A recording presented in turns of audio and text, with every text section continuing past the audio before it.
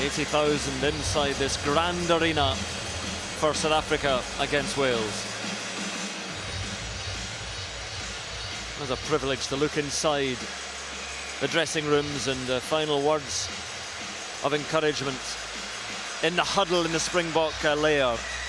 Not a man of many words for Reid, but great leader by example. Thought for a moment Andre Pollard was just applying some final gel to his hair there, which would be untoward. But for Wales, again, the tightness, and it's something that you've experienced, Joel, of being in there. And it's I say 23, it's 15 initially. It's you against the world. It is, and most importantly, when you front it up and face adversity, you certainly do have this galvanizing mechanism, and the Welsh have had so much adversity in the last few weeks. They have been galvanized and brought together properly. So far, so good for them as well. Well, South Africa not hanging around, not even waiting for the knock on the door. They want to get out there and get into this. And so both sides, as the noise inside Twickenham grows from the respective fans, and Wales making all the noise at the moment, they will wait here just inside the doors and then come out into this cauldron.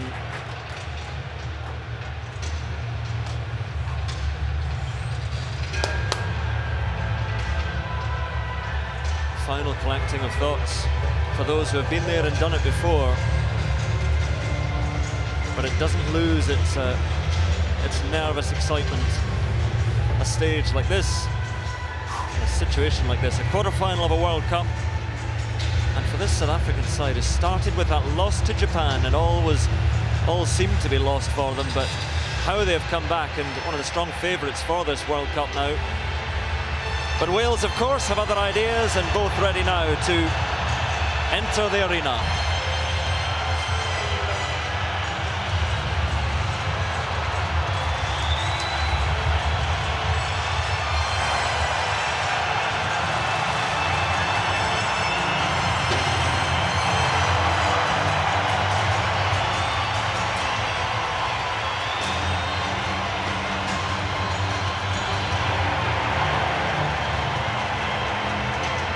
Greeted by the flames and the noise and the very, very special atmosphere of a Rugby World Cup quarter-final.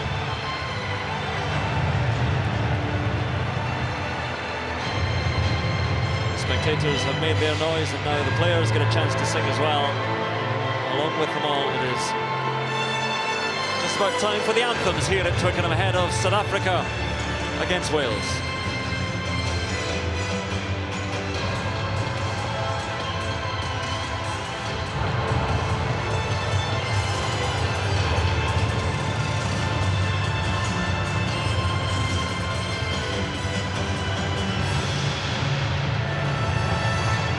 Gentlemen, please stand for the national anthems. It'll be Nkosi Sikeleli Africa first, followed by Henlad Van Harai, supported by the Games Maker Choir.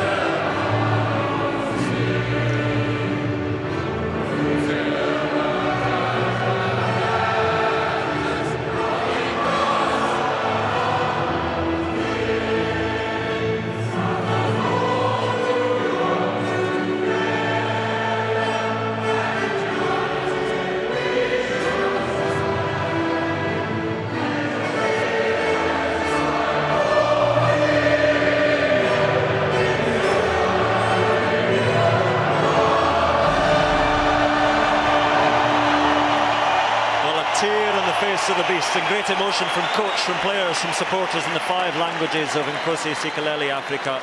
And now land on my fathers to respond.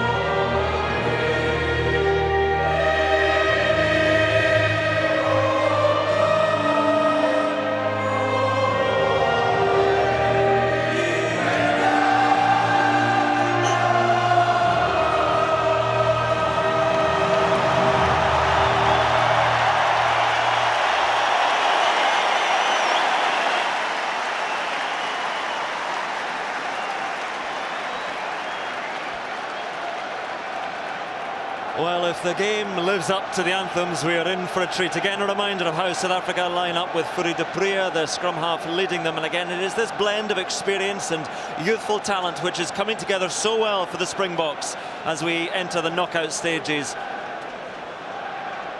And for Wales, patched up, say some, but resilient and digging deep so well, Wales at the moment.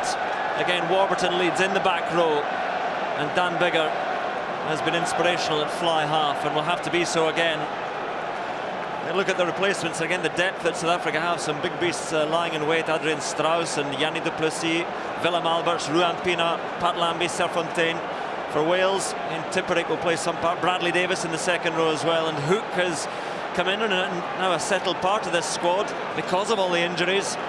Well, there is Fourie du Preez. Again, he has that experience of World Cup achievement and looking to do it again. Sam Warburton would dearly love to make amends for not quite going all the way 4 years ago. What an asset he is to Wales. And Twickenham is as fine a stage as you could wish for, as noisy a setting for the first of the quarterfinals in the 2015 Rugby World Cup.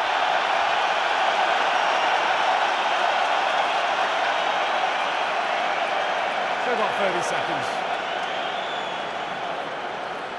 Ladies and gentlemen, it's there's the referee for today, Wayne Barnes. It's actually the referee when South Africa took on Wales in the 2011 World Cup pool game, which was won by a single point by South Africa. This may be his audition for a World Cup final. And the countdown nears its end here at Twickenham. And the first quarter-final in the 2015 Rugby World Cup underway with a boot of the ball from Handré Pollard, the South African fly half, taken in by Faletau, hammered back.